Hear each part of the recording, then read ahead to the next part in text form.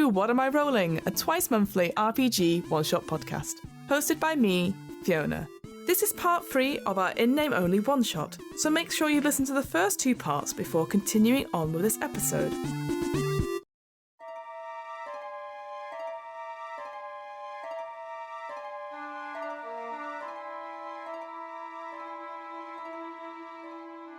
To briefly recap, Evelyn, Megan, Issie and Grace have been transported to a mysterious fantasy land where their names determine all their skills, abilities and powers. The old woman who teleported them here informs the party that they are, in fact, the Old Ones, a group of famed adventurers known for their heroic deeds and who can be called upon in times of great need. A demon has been terrorising the local village of Sandpoint, and, according to an ancient prophecy, only the Old Ones could defeat such a terrible evil. If the party is able to defeat the creature, the woman promises to send them back to their homeworld, along with any new magical powers or treasures they have gained along the way. Remember, when players need to make checks, they roll a d20 and add a bonus if they are using one of their talents. If the result is 10 or more, they succeed. There are different check modifiers which alter the circumstances and mechanics of a check. For instance, a difficult check has a DC of 15 to succeed instead of 10, whereas a dangerous check, if failed, will knock a character out of the game for the remainder of the scene. There is also a special check modifier, known as a chaotic check, which comes into play whenever a magic talent is used. If the result of a chaotic check is a prime number, the action is treated as if the goal was something other than what the character intended. The check is still a success or failure as appropriate to the result. You can find out more information about In-Name Only and download a free copy of the rules on the In-Name Only Kickstarter. You can also buy the full version of In-Name Only from the P&P Arcade website. That's www.pnparcade.com. One last thing before we begin. Naturally, there are times in this one-shot where the players, and myself, mostly myself, get the rules wrong or forget something plot-wise. Whilst we always endeavour to stick to the rules wherever possible, at the end of the day, we all make mistakes, and what matters most is that everyone enjoys themselves. And with all that out of the way, let's get back to the adventure.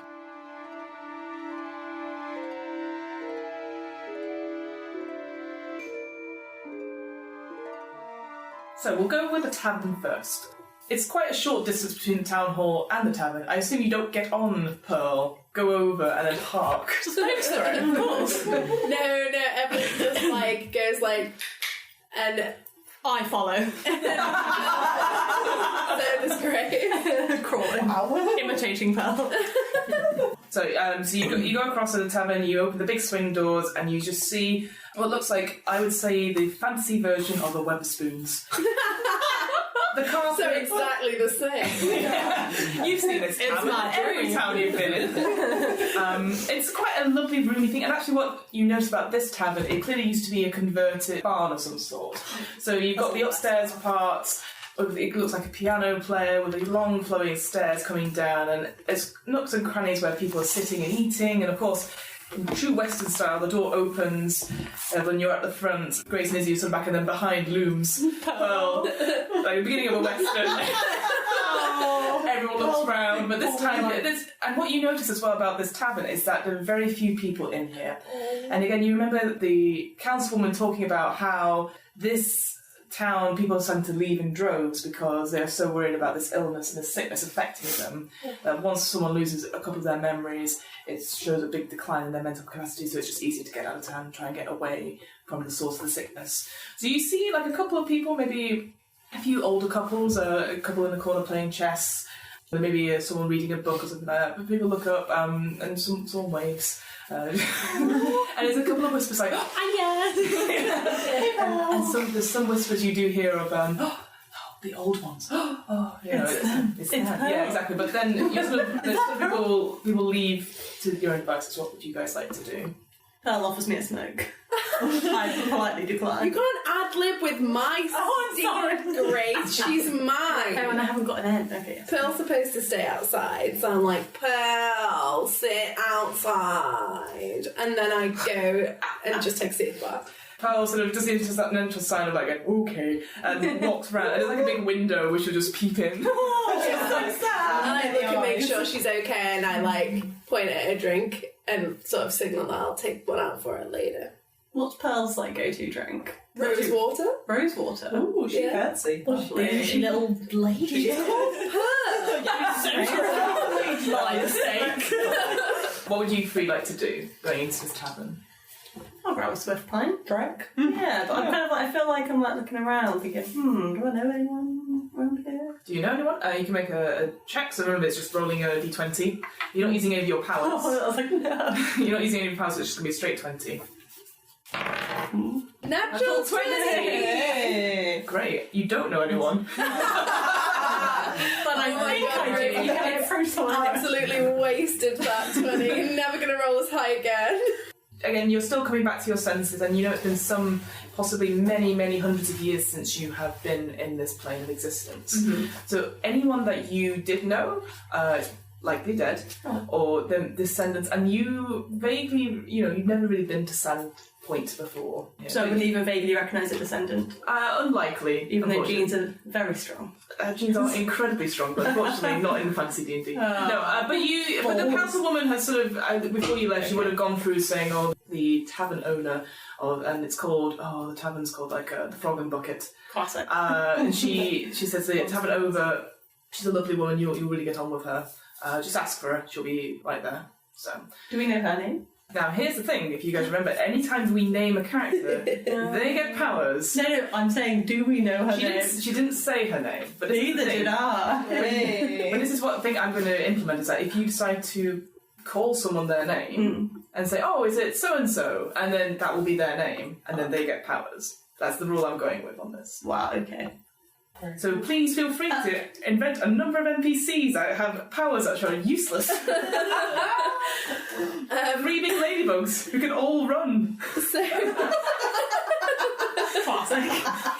Evelyn, seated at the bar, signals to whoever's behind it, preferably the tavern lady. Mm-hmm. She, sort of waves her hand, waitress.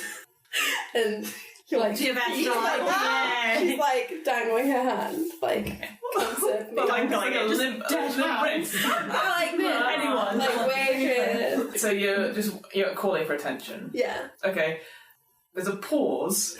Because no one will serve you. And a sigh as someone sort of below your eyeline is sort of the top of a head. There's a crunch of a stool being pulled out. And this dwarf gets up on the bar and looks straight at you and goes, yeah? And it's a woman, but she has the biggest beard you have ever seen. It's going all the way down to her, past her knees. And it's beautifully, loads of braids in it, loads of some shiny bits in it. It is immaculate. Evelyn respects this. She goes, hi, could I get some, just half of mead and some rose water to go, please? You don't have rose water. What? I can put some petals in some water for you. Will that help? Is it for you? I glance at Pearl. And I just shrug petals? Pearls goes, nah. Waste not, want not. Okay. International sign for. Yeah, that'll do. Put them in a jar and shake them. Should be fine. You're the old ones, aren't you? It's on the house. It's no problem. So, and then I sort of ask I you... have literally no money. Make it a double! So, you say beer or something? You say? A half of mead. We don't do halves here. After some debate about what drinks are on offer, you get presumably the finest meads on the house. And so you also magical And rose water.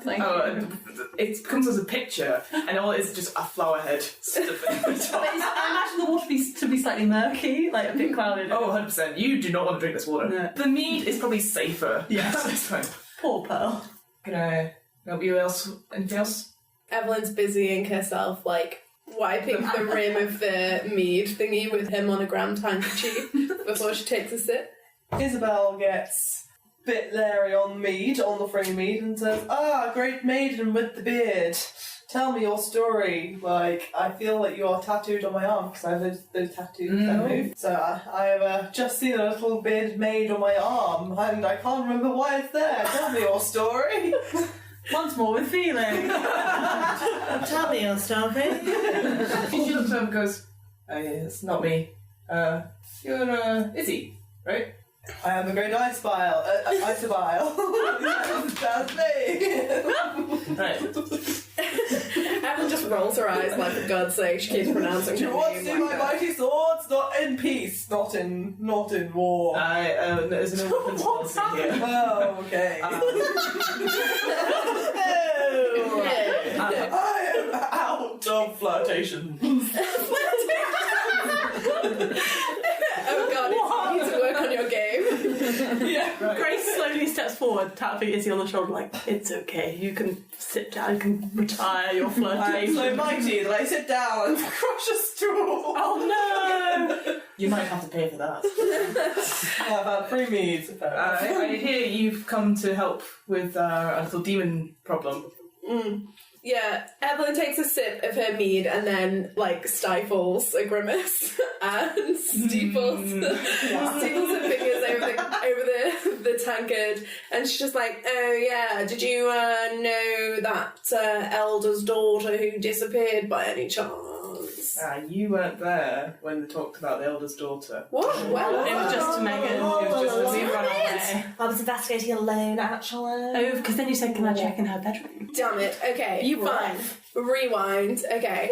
Evelyn asks if this bar lady's known anyone who's had any dealings with the demon. Make me a simple check. And that means roll a d20 because you're not using any powers. If you get lower than 10, you can roll it again. I got 10. Roll it again. I got 18. Yeah.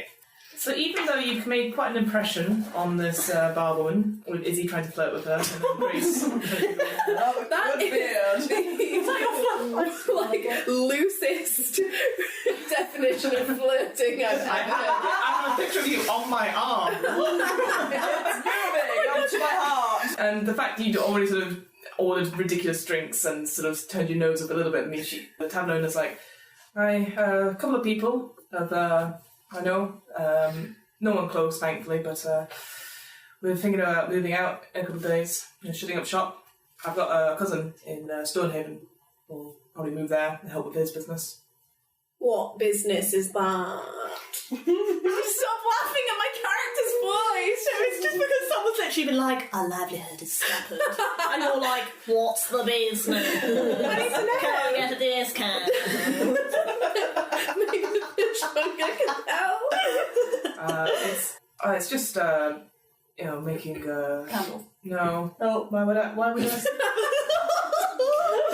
you just jump in and like, it's just like, no, candles, glass. Don't work. I just keep guessing for about 20 minutes. And she goes, no, he creates like beautiful pottery. We sell them on. Not as lucrative. He's much more of an artist than I am. I don't know why I'm telling you all this. It's not relevant to the plot. Desperation, darling.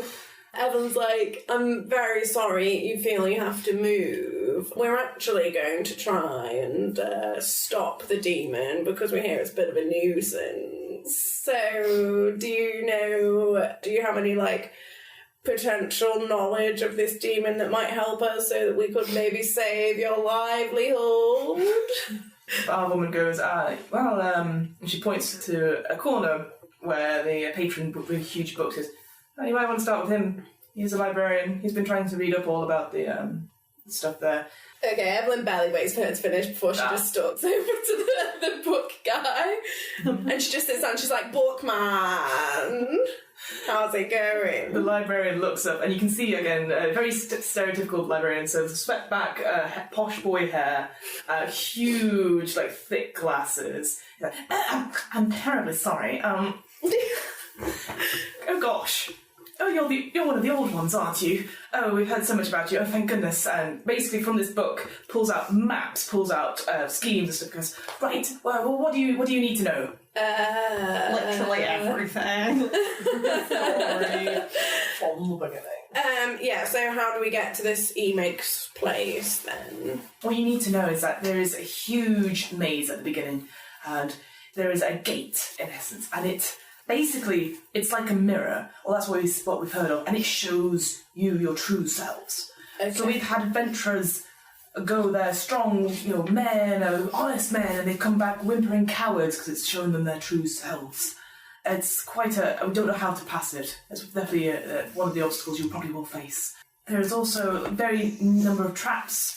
They sound like normal sort of dungeon traps, which I'm sure you are all capable of. Just normal dungeon traps. Just standard set of normal dungeon traps. So, 10 for a pound. He'll show pictures of what he thinks there might be in there. So there's like huge saws that come over. There's like it looks like a drawing of a corridor, and there's like a certain number of steps, and then obviously certain symbols pointing into their touch. There's like arrows that come out. So he sort of, but we don't know. Nothing's been confirmed. People can't get past this first gate. No one's ever passed that first gate. As far as we know, I mean, the gate itself is reports from the adventuring parties, but everything else is just from my own research. Oh, sorry, not my own research. From my own research from the local area. Okay, so you've not really got much idea beyond the gate because no one's been. I mean, they say a true way is to know how to defeat the demon. That's going to be the biggest part of this, really. As you may fail a trap or you may fail to navigate, but if the demon knows you're nearby, you need to be better to be prepared against it. And I'd like someone to make me a check using law. Izzy, can you make the law check? Dude. Oh, damn, that's 6. I've done research. The best thing you can probably do is to somehow... It's something about names. I'm sure you're aware that your name is the most powerful thing. And he looks through and he's like, there's so many different names for this. There's the IMAG and the EMIG and the Imag. There's so many people have been saying different names, and I don't know which one is the true name. And it is true. If you think back, every time you've met someone that talks about the demon, they've all pronounced the name ever so slightly different. When you was I thought that you were just accidentally forgetting. Nope. How polite of us to never mention it. It's very polite of you going, Fiona's completely lost it. Oh. So is that for us to decipher how it's actually pronounced? That we have to figure that out. I'm sorry if that's a really dim question. Because I've been saying EMIG the whole time. But I don't know how's it, in my head at least. I've been calling it Emig, like Emmett, but with an ig. Okay, Bookman, do you have anything else to tell us?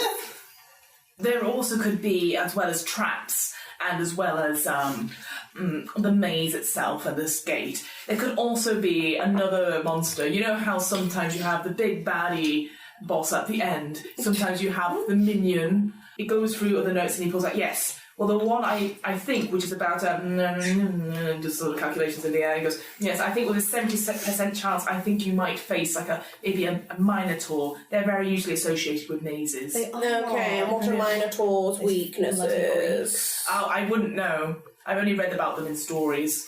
Thanks, Mr. Who killed the Minotaur? Wow, you're useful. No, Jason. Maybe, no, not David. It's not David. It's not Goliath. I'm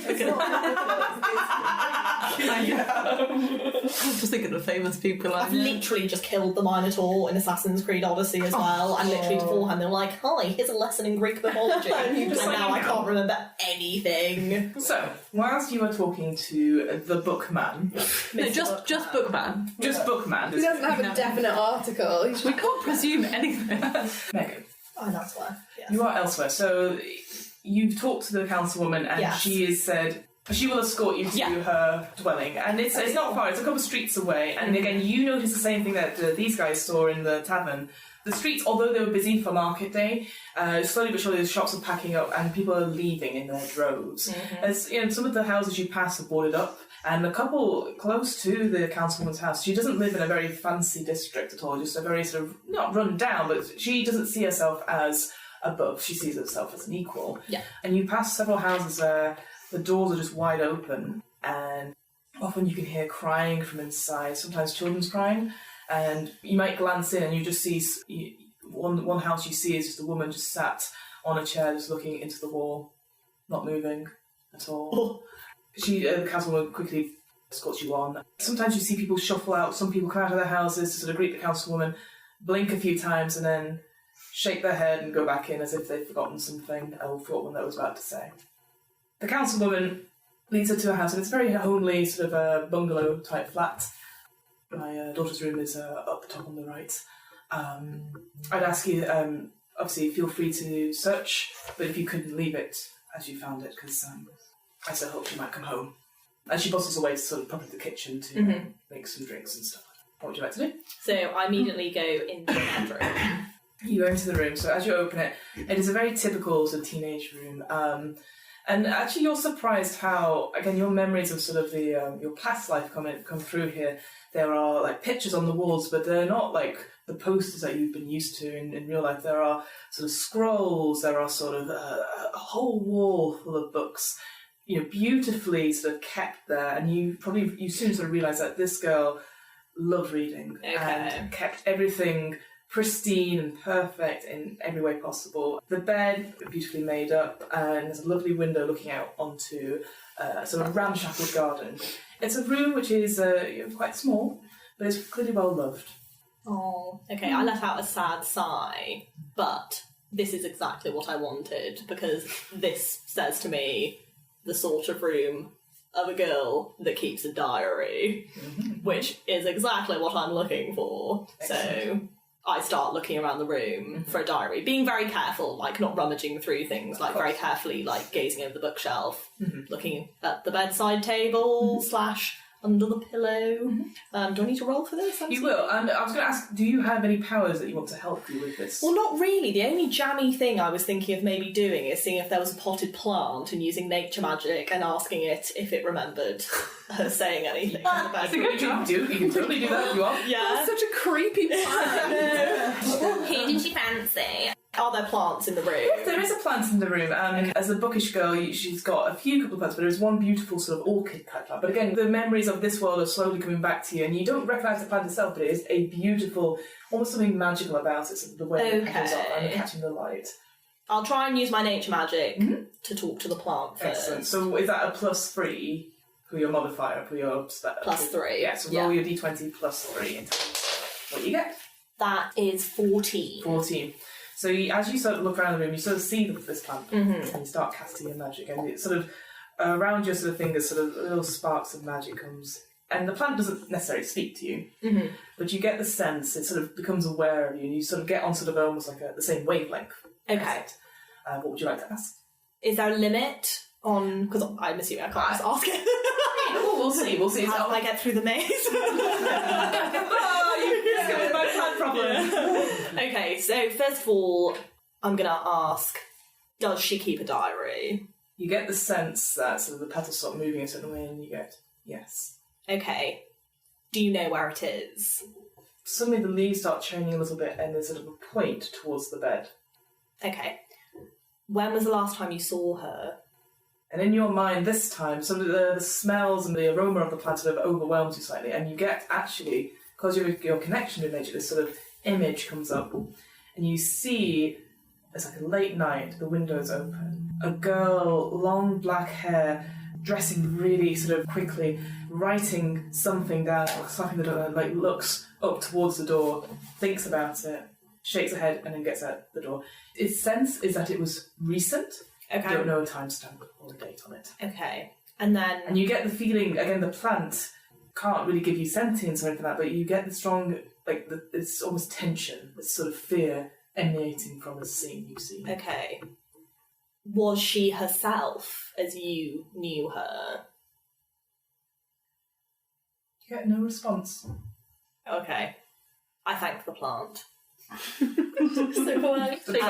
But you see the slight bow of the orchid. Okay. I feel like I definitely could have gotten more out of that fucking plant. Anyway, I go over to the bed and look for this diary. Make a d20 check, please. Okay. I'm furious. 14. Yeah, with that help from the plant as well. You look under the pillow, you rip the sheets off a little bit just to try and see, and you look underneath, and actually, it's not in the bed itself. You start feeling right, and you feel a loose floorboard. And as you sort of pull it up, you get a box. And in the box, you find leather-bound sort of diary, and on it is sort of a symbol. nothing that strikes you immediately to mind, or you just think it's like some sort of token, some sort of, and you just maybe open it up and inside it is like, it says, "To my daughter, may you write as well as you read." That sort of little inscription you assume is from the mother. In the box itself, there's a couple of pens, maybe a couple of sweets perhaps. Again, you get the sense that it's not necessarily a rich family, and so things are sort of, anything precious is sort of kept in the box. And you also find a pendant, a very beautiful sort of like, not a jewel per se, you can tell instantly it's not like anything. It's almost like a cheap plastic in a way, so it is, but the way it's sort of, this sort of bead is encapsulated by different sort of vines and different sort of things, almost like an orb in a way. Sort of like that sort of size, quite big. Yeah. It's something you would think would just hang just below the collarbone. Okay. I'm going to hold on to that pendant, and then I'm going to open the diary. I'm not looking to invade her privacy to any kind of extreme level, so I'm just going to go towards the last few pages and get the information that is in there. It's about 3/4 full. Okay.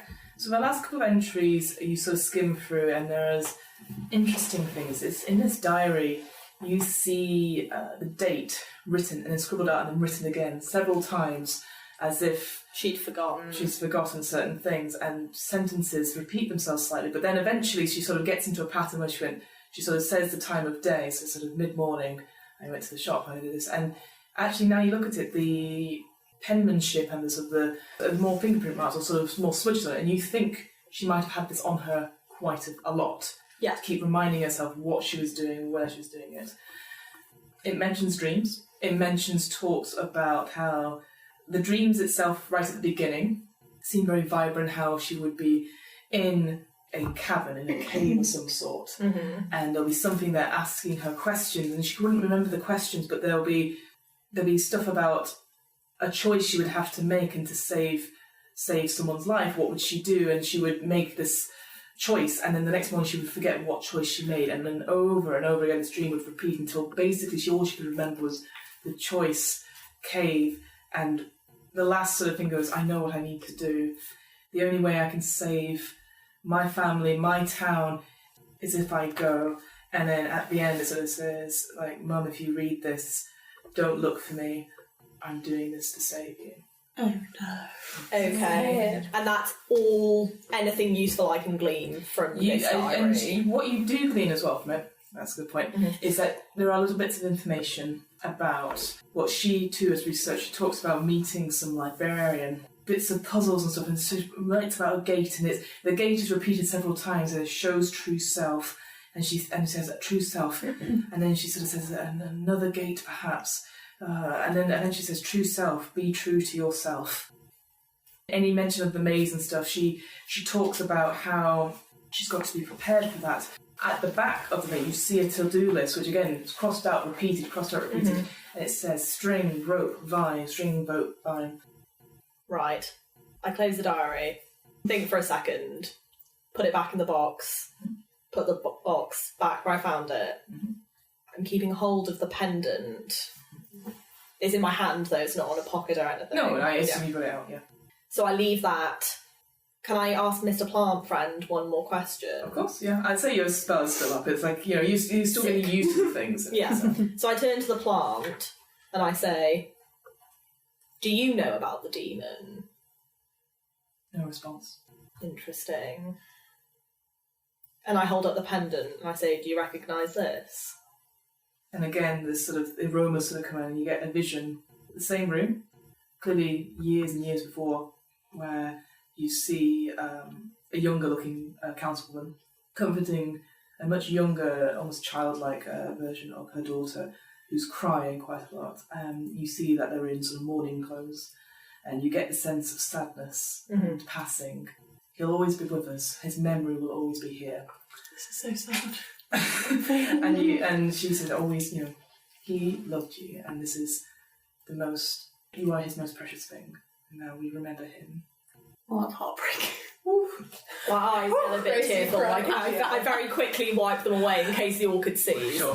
And then, because Megan's and then I thank the orchid again. And I say, you'll see her again. Oh. And I leave the room. You can't promise that, mate. Promises. Yes, I fucking can. And as you leave the room, you get a sense of sort of gratefulness. Yes, I love plants. I also love the idea that you ask a plant, does it know anything about demons? It's like, I don't know.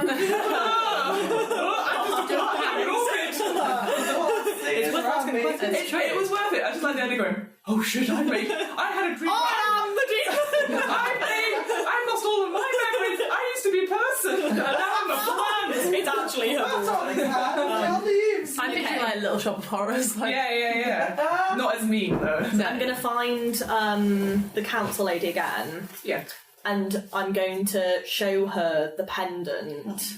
And I'm going to say, I know this is really important to you, but would you mind if I take this with me? In case I find her, I think this will help her remember who she is.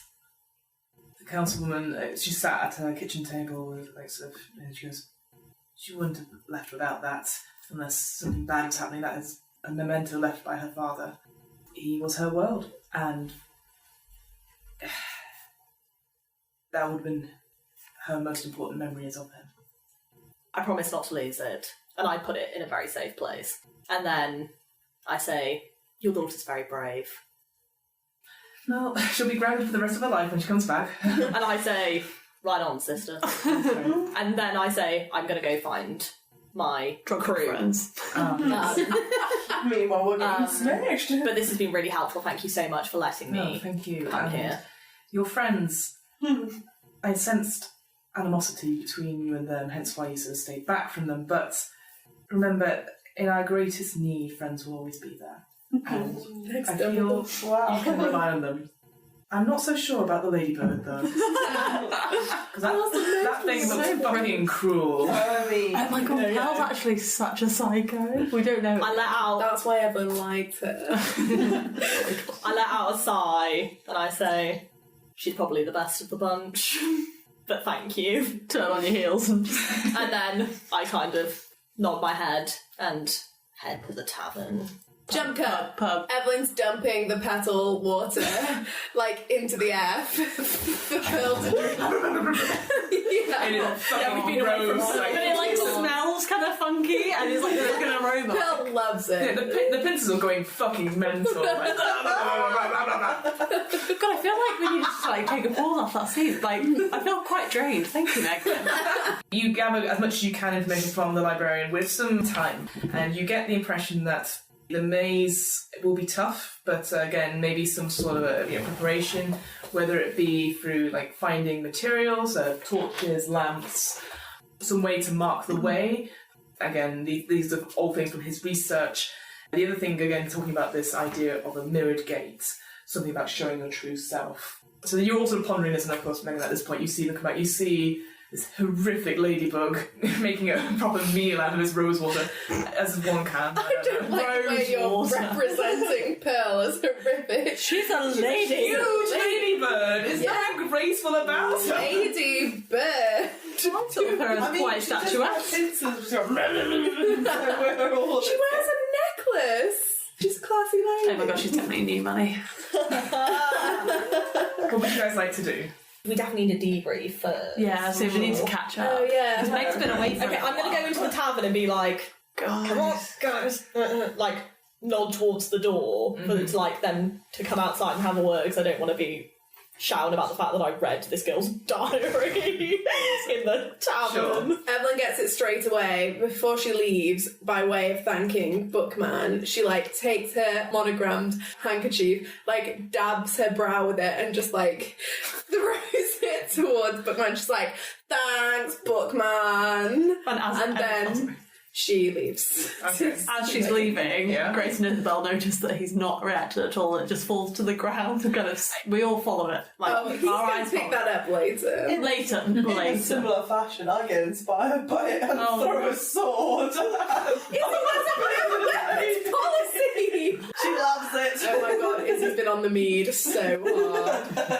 The bookman is very flustered by first the monogrammed hanky, and then a massive fuck off sword that is thrown at them, and he's like, well, I'm glad I helped. I just usher Izzy out very swiftly, like, I smashed the Be door. safe, be safe. And then you just see the tavern owner looking at you and going, what the? And the door's already gone, you're out. I'm like, thank you, Meg. So we follow Megan round the corner to a quietish spot. Yeah, a quiet spot. Guys, I've made a promise to a grieving mother and an orchid. And I'm down. We have to find this young girl. What have you found out? Oh, yeah, what have we found? We spoke to like a book guy, and turns out there's like a maze and a gate that shows your true self. You probably know all this. Oh yeah, there's a Minotaur in there. By the way, I'm just nodding. I'm nodding along. I'm just nodding along, and when you say Minotaur, I'm just like, whoa, like my eyes widen a bit. And to defeat the demon, there's something about its name, because everyone keeps pronouncing it weirdly, so we should probably try and find out what it's actually called. Right. Hope you're prepared for some standard traps too. We've been told they could be. Prepared I don't know why I'm speaking like standard traps. Okay. Have you any practice in stand? No. Did you guys hear anything about this? A gate? Something Very about briefly. a gate? There's something about like a mirrored like gate where you have to. It shows you your true self, but we're not really sure how to defeat or like get through it because apparently Bookman says that no one's ever got that far, and he's only based that on like accounts of people who haven't made it past there.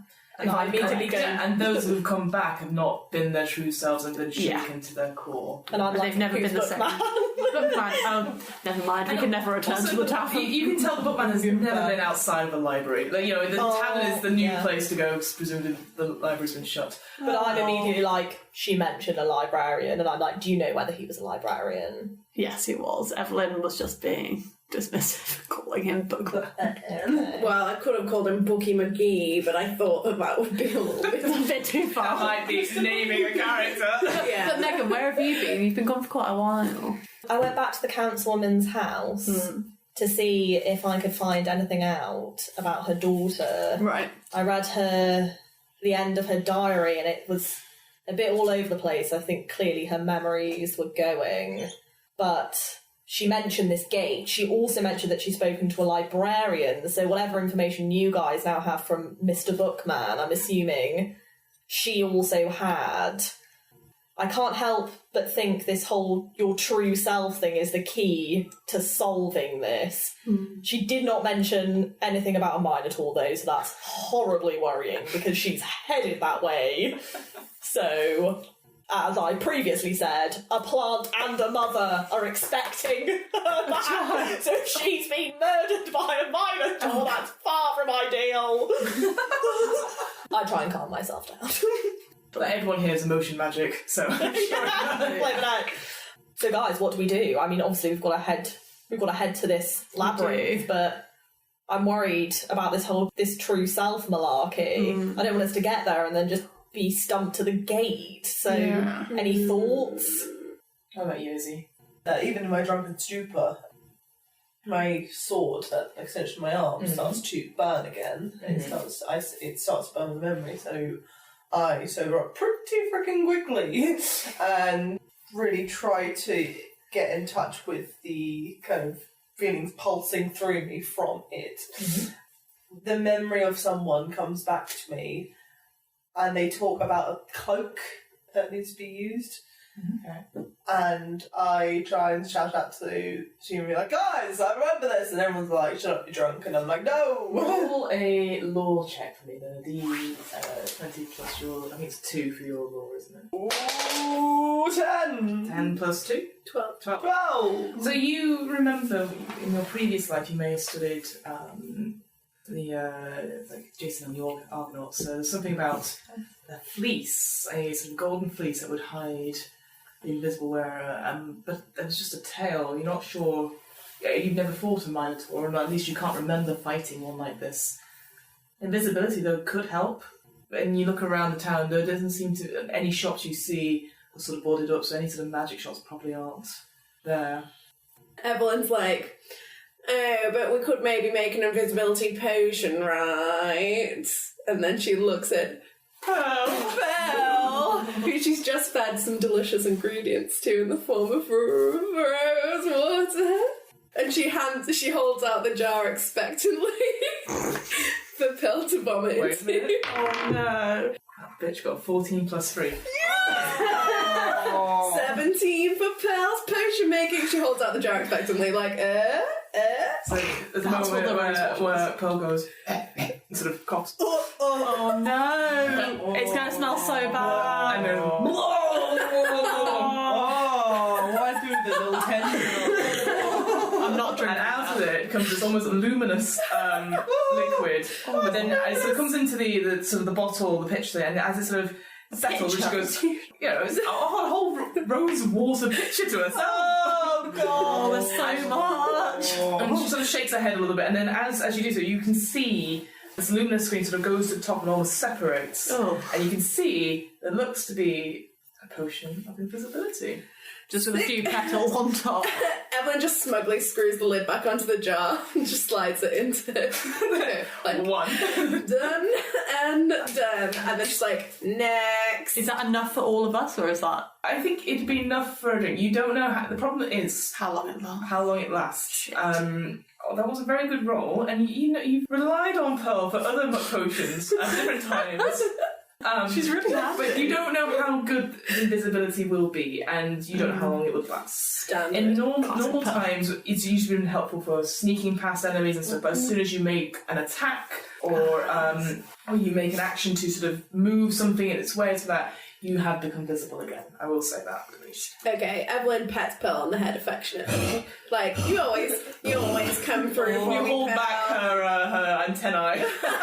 Like a good gal pal. Like a good gal pal. She reaches into her pocket to dab her brow, and then she's like, no, shit. Fucking book, man. And then she's like, okay, guys, next means next. What? As the same As the designated leader of this party. Next does I've literally gone green. But then I'm like, guys, that's all great, us being invisible, but the whole point is your true self. I don't think being invisible is going to help us in this endeavour. It's the truth within ourselves. If this is the hurdle most people are falling at, if anything, being invisible's going to hinder us, because that's hiding your true self even further. You make a good point. I was doing that for the Minotaur. But we need to get past the gate to get to So our if I'm pal correct, friend. Gate, Minotaur, unnamed demon. Success! Oh, but that's the order we're going in. So yeah. Okay, right. Imagine if the demon was before the gate. Oh, it's so late. Didn't even Stop it! No!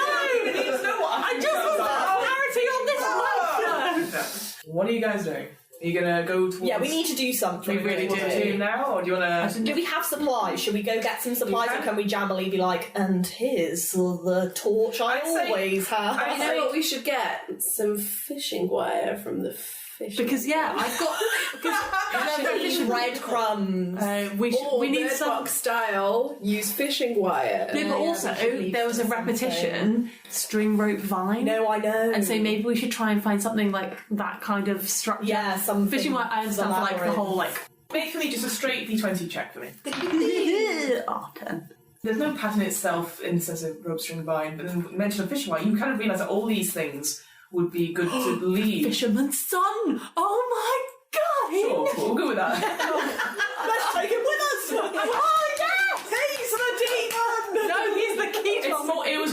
It's long pieces of like rope or something like that, and you think actually it would be guide us to guide you there, yeah. rather than you need these three specific things. It's just ideas of things to get, and it's like the idea that one thing was crossed out, so no, go vines instead. No, rope instead. It's not like it's just those things repeated. Fishing wire could easily help as well. You think it'd be much sturdier than vines, at least. We need something, and it would be less noticeable than rope. That's true. String would be also a viable thing as well. We need to acquire some fishing. We need to find the tackle shop. I think that is. Am I right, kids? Great plan. Right, off we go then. To the tackle shop we go. To the tackle shop. Is that the right? Yeah, that is the right word. It is the right word. All of you need to make me a D20 check. To the tackle shop we go. Let's go. That's a 4. I've got a 4 too. That well. 5. Shit, only Izzy can get. So unfortunately, the market is closing up now, and people are happy to help you. Like they realise you're the orange women, so you do get stuff like torches and stuff. Okay.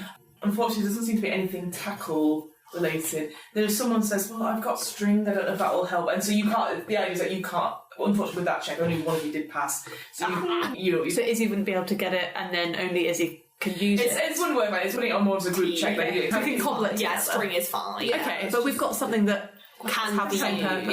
Yes, should the case arise. And we have enough of it, it's not like... You don't know. No one's come back from the maze. Oh, that's so true. Oh, shit. Izzy, you're sort of wandering around trying to find something, and there's like sort of a tap, and you look down, there's a small boy, and he goes, don't know if this will help. And sort of pops up, and he's got like some broken chalk. Oh my god, that's disgustingly nice. And he says, you'll go help find my friend. Immediately kill the little boy. Izzy takes it from his hand. Come with us. I want to go on. I don't know if this will help, but gives. I take the chalk. So you do have, I would say, enough preparations to go into the maze should you choose to. Ideal. You can wait till the next morning. The councilwoman, if you meet back up with her, she'll say you're more welcome to stay. We can. Is it getting find late? accommodation.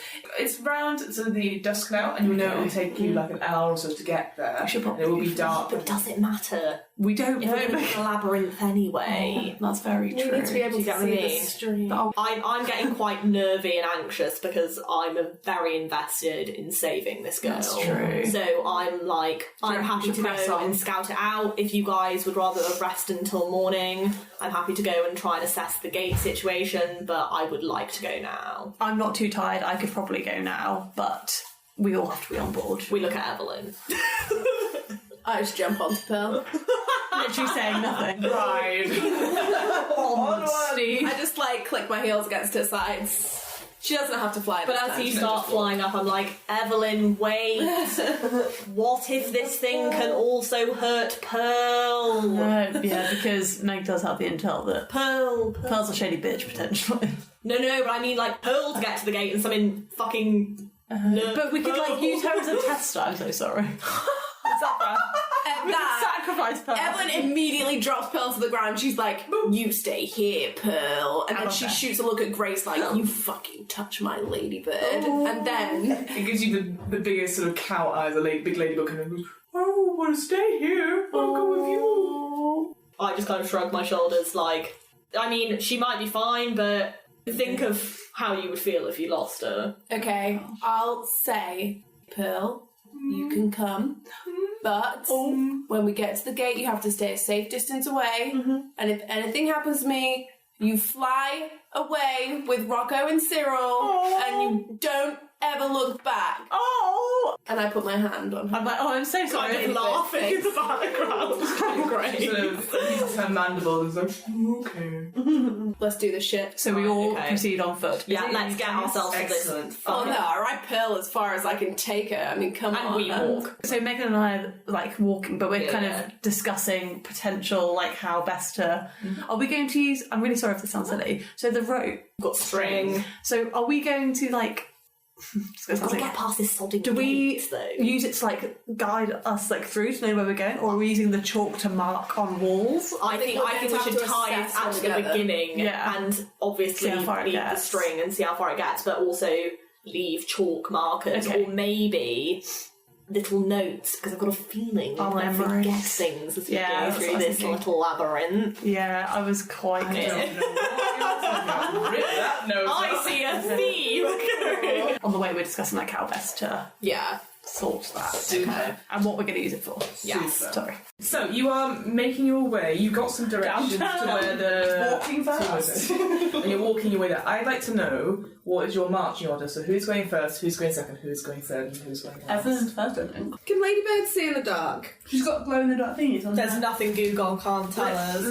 Let's see what she has as her powers, guys. Yeah, she's also a ladybird, Fiona. Let's not beat around. She's got potion magic, archery, randomly, running, and lore. So I'm going to say no. She can't look Right, in the dark. I'm googling whether ladybirds. She can't look in the dark or she can't walk in the Can't dark. see in the dark. Can't. She just can't walk in the dark. Oh, She's it's frozen. too spooky here. No, but someone gave us a torch. We've got torches. We're fine. Ladybird night vision does not throw up the Google results.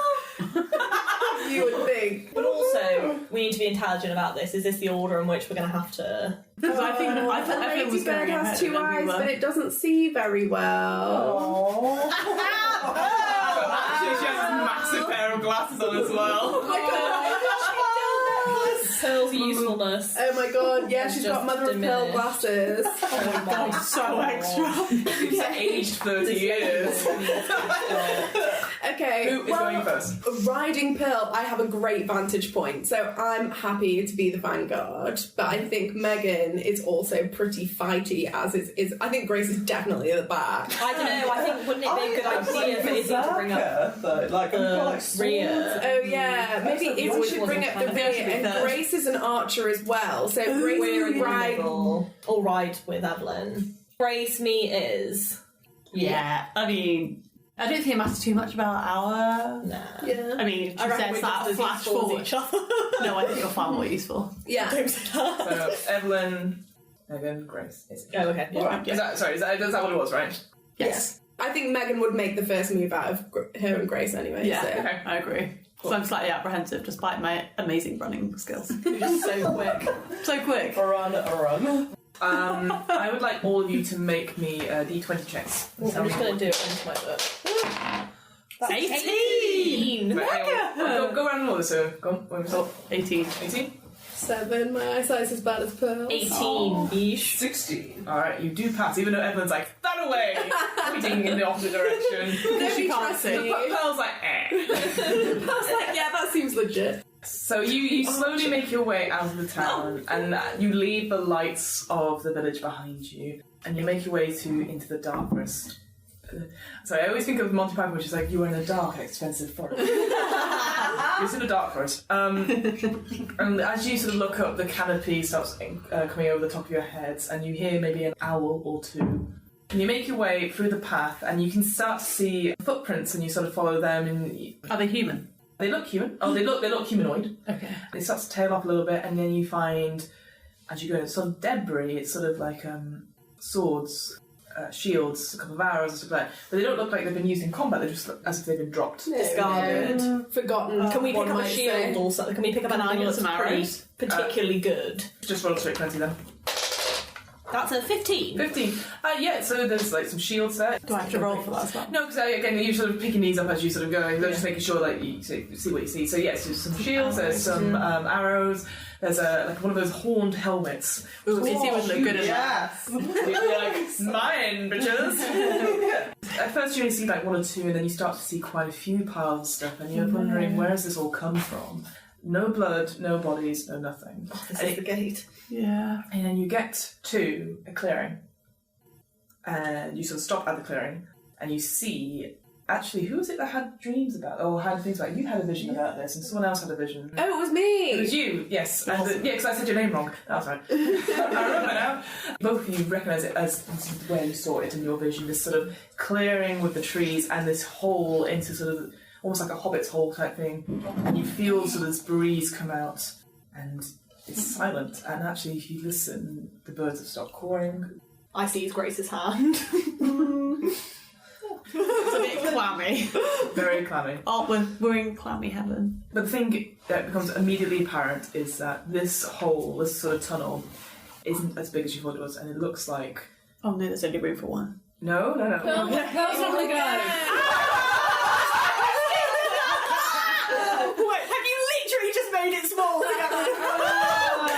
every other version of this, it's like, and it's a gaping hole. Like, it's the size of a pea. Fuck you, pal. Look up if Ladybird can shrink. Evelyn sees that this is like happening, and she's ready to slide off Pearl anyway because she doesn't want her to go anywhere near the danger. So she slides off, and she's like, "Pearl, you stay here. Remember what I said." She sort of looks at you and goes, okay. She can speak. Well, so we discussed before, it's through antennae and Evelyn's wiggly eyebrows. Sorry, I'm very... It's quite a stressful moment. She's like, just be safe. I like you out of all the others. I'd eat you last if I was a carnivore. Oh, and I just go, "That's all." Which I am, ask." technically. You gave me aphids, it turns out. She loves aphids. I give her a final aphid, and At this point, I'm like, Evelyn, can we wrap it up? Yeah, I'm like quiet you, and I just like lean my forehead on hers. Silently weeping at this beautiful scene. Badly A piece of, like a bit of moonlight comes in, halos you both for a second. But neither of us three, like none of us three, can actually understand what's being said. We just think they're both like wiggling eyebrows at each other. We're like, what's happening? The forehead touch is universal, and it's very moving. It is. And then Evelyn sniffs slightly and just quickly turns away and just strides into the passage. Oh god, straight in, hun. Yeah, she can't handle it. And we're not ready for her to have gone. Like, Yeah, then we're like, oh fuck, we better. Everyone's way after her? Yes. Okay. Excellent. As you go into the passageway, it sort of goes straight and then down. And you soon becomes apparent you go 30, 40 feet, it is now completely pitch dark. Oh shitting fuck. We haven't torches. no, we haven't need to tie the string. Okay, who's going back out to get the tie string? I'll do it. You're so quick at running. Yes, I am. Finally.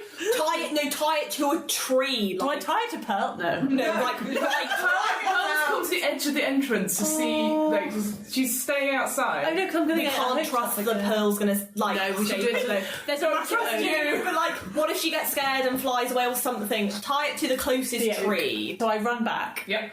Really, really fast, and I'm like, I've got a rucksack of string. Like, there's a lot. We've got a lot. Of Like, course. it's quite weighty, but I'm getting string. Yeah, you put all the balls string And I'm in like, there. and I tie it to this oak because I don't have knot tying. Who had knot tying again? My fucking Rocco. So, like, we had a bit of downtime. MG, yeah. So Rocco can be Rocco's instructing me how best to tie.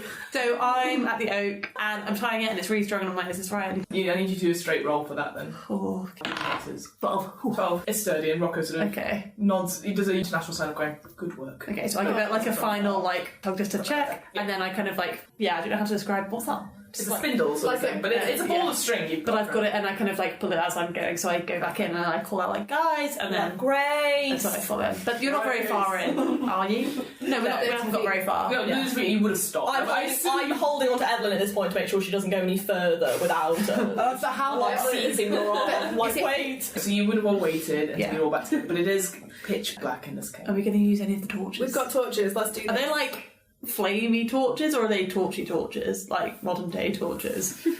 You are in high fantasy. I would be impressed if you suddenly like, oh, batteries. Yeah, that's true. So I'm guessing, do you all like torches? Does one of you like a torch? Should we conserve? One at the front, one at the back. Yeah. Am I now responsible for the string? Yes, it would seem I'd so. say so. Okay, These nobody two split have the party. Protect Grace at all costs. Have we also put a marker? You've only just got it. Okay, I'm so sorry. You've gone straight. I'm so excited, but also quite nervous. So, you start making your way down it, and the light casts around all of you, actually, with both torches, a nice sort of firelight, and so you can see for a good 20 feet in front of you now. And as you slowly go, making your way, being careful again, making sure you don't catch the string on anything. The light itself flickers, so obviously naturally it is more spooky. There are shadows, there are things playing in it, and rocks sort of, it looks like some humanoid shadows are there and then they're gone. But it's all quiet, all calm. And then looming up in front of you, there looks to be a mirror, completely circular. And you're about 20 feet from it, and you all see it. But it is one of those mirrors which is sort of concave slightly, so you can't see your reflections currently in the mirror. What would you like to do? We're going to have to go up to it. We There's no are, other way. but we can't go up. We'll have to go up one by one, surely. It just shows your true I self. think it was important that there were 4 of us. Yeah. Let's all go up together. Yeah, plus we're friends, right? Like, we know one another from the real world. We live together. There must be a reason why all 4... Maybe like, 4 of us can do this. like, why? But we can only do it with all 4 of us. But at this point, I've also noticed that there's no sign of anyone else in here, is there? You don't see any signs of anyone else. If you're looking for like other entrances or other... No, I'm looking for bodies. Yeah. No sign of any bodies. And all of you notice this. There is no... It's like there's no... And that's the thing, because obviously you saw so many weaponry and stuff outside. And we haven't seen the daughter yet, which means she's gotten in. So she's been successful. So she something must from have the been. diary, maybe. True self has got to be it. Right, so let's approach together, guys, I reckon. You're all Okay. working together. Yeah, I'm quite nervous. we're doing it. Don't be, you're with us, that's the whole No, but I've got point. string. I'm gonna get so nervous. I'll drop it. You start to approach the mirror. Yes. 25 feet, 20 feet, 15 feet. Oh dear Lord. No, if it's not 14 feet. Sorry, my map was going bad then. You get to 10 feet, and even then, even at 10 feet, you can't see yourselves in this mirror. No. You can see shapes, like 4 shapes, and the light of your torches are sort of making sort of shadows and stuff like that, so it is very hard to see, it's very distorted. And actually looking at it now, you can all make d20 rolls. Those with lore can add their lore to it. Or if you've got something, another talent. That's a fucking 4. I've got 10. 10? 10? I've got 17 with lore. 17 with lore. You're solely concentrating on this is it. You know, you're trying to amp yourself up, trying to think what it is. The rest of you, Evelyn in particular, you think it's not a mirror. Like, there is definitely something there, something reflective, but any sort of mirror, especially one of this size in the wild, that's unnatural. And you see it sort of shimmer slightly as well. And you can actually, now you're looking at it, you can see all around it is sort of etched into it is sort of almost like a hieroglyphs, almost sort of glyphs, like not shining or anything like that, but you see sort of an inscription in a language you can't see. Do you still go forward? We've got you. We're still be able to translate that. No. Yeah, I mean, you can point it out to the others, but none of you recognise. Okay, not even with the law. Not even with the law. Okay, so what are our options then? We either carry on or we attack it. We try and use magic on it. Well, yeah. What magic? Like Evelyn will let the group know, like, guys, this isn't a mirror. I think we need to prep our weapons. Okay. Okay. I feel like we should approach it a little more because we're still... We do need to, like, at the end of the day, we need to... You're 10 feet away from it now. Should we get closer all together then? I think we should. All together now. So, you approach this mirror and you get to 5 feet. And as you sort of move into it, these obviously shapes in this substance, this mirror-like substance, come closer as well. I will need you to make a d20 check, Lee. Just straight. 14. 18! 5 down. 14. That's a 9. 9. Izzy. Yes. You look straight ahead and it's no longer a mirror to you. It is like a mist. And the person that comes out is a rather tall woman, sort of comes in.